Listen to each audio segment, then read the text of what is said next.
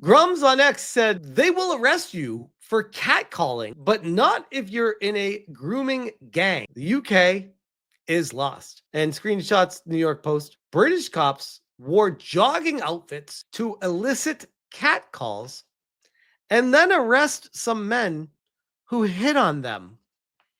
I feel like that's entrapment.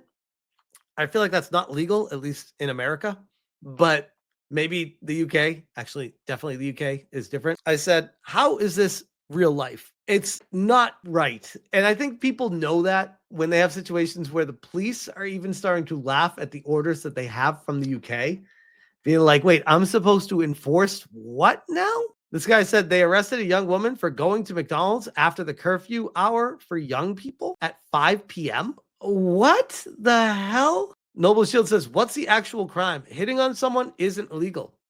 In a brief interview, the police actually says it's not a crime, but that they talk to people because it could lead to criminal behavior if left unchecked. Absolutely meme of a country.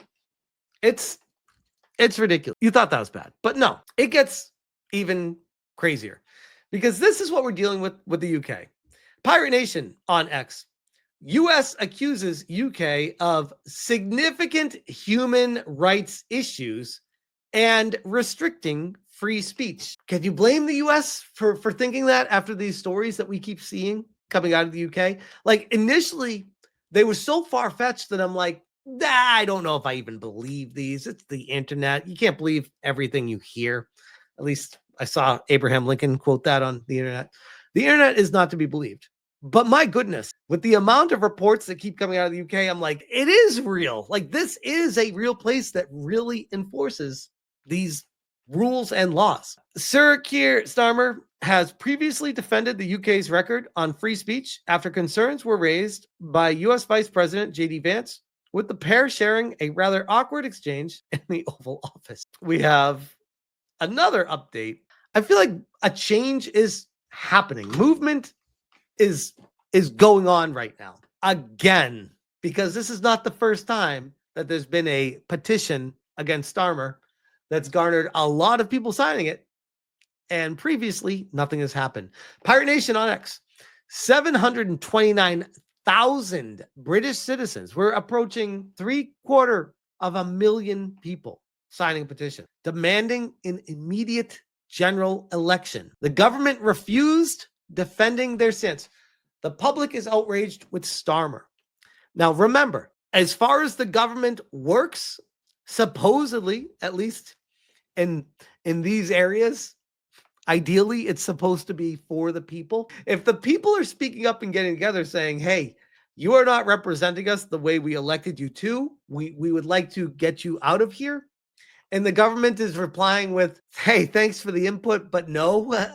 That is, I'm not saying there's going to be a violent revolution against the government, but if you keep doing that against the people, don't be surprised if the people start getting violent. Historically, that's what's always happened if the government doesn't listen to the people. It's not a threat. It's literally history. And the fact that they are just standing their ground is crazy to me.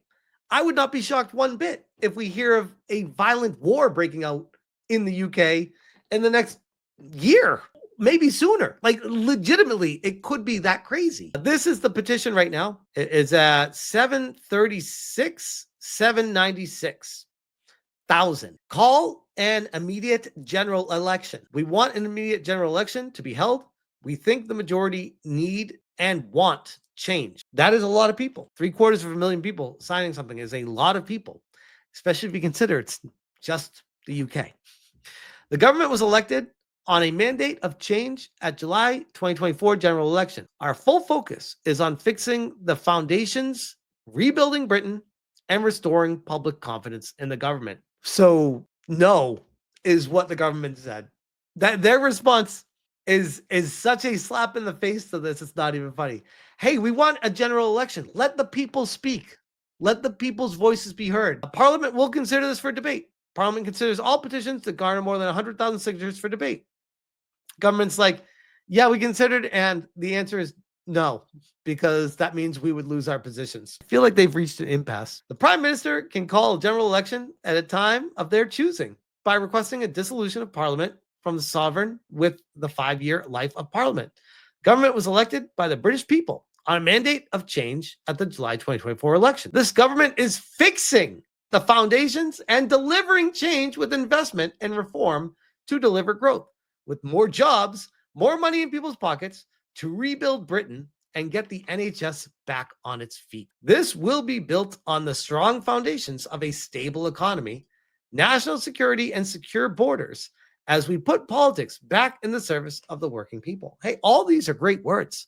What they're doing, arresting people for catcalling in the park, I don't really feel like that's addressing securing the borders or a stable economy or national security. I feel like they're kind of overreaching what they're able to do here. Government's first budget freed up tens of billions of pounds to invest in Britain's future while locking in stability, preventing devastating austerity in our public services, and protecting working people's payslips.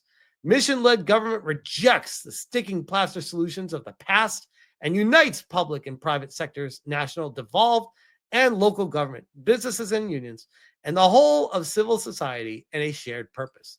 The government will continue to deliver the manifesto of change that it was elected on. Signed, the Cabinet Office. Wow, that's definitely something, guys. It's almost like the UK doesn't give a shit about what the people have to say about it. We have this was curious. I found this from 8 months ago, guys. 8 months ago. Millions signed petition calling for general election thanks to Starmer's 1984 socialist nightmare. What do they have to say about this? Let's hear it. Now, Labour said that they were going to transform Britain. How right they were. They've turned this once free market economy and open liberal society into a 1984 socialist nightmare. They bashed arguably the most vulnerable group in our society, pensioners, 10 million of them, who will be shivering in their homes this winter. Well, frankly, they already are. How cold has it been this weekend? I think when Labour imagine what a pensioner is, they don't think of someone living hand to mouth, deciding whether or not to have a meal or to switch on the radiator. I don't think that's how they perceive pensioners. I think they think of Hyacinth Bouquet from Keeping Up Appearances in her posh end of terrace accommodation.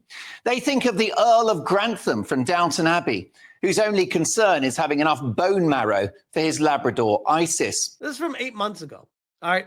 And they're pissed off. They're talking about how it had millions of signatures and nothing came from it. Starmer's still there 8 months ago, right? We also have this, that the government responded to the petition. And this is the second time a petition calling for a general election has passed 500,000 signatures. Guys, I got to tell you, if you have a petition passing 500,000 signatures for a situation and it doesn't get listened to, and then 8 months later, another one happens and it passes it again, and they still don't listen. I mean, who is the government even working for? Who are they working for? This is the London Economic.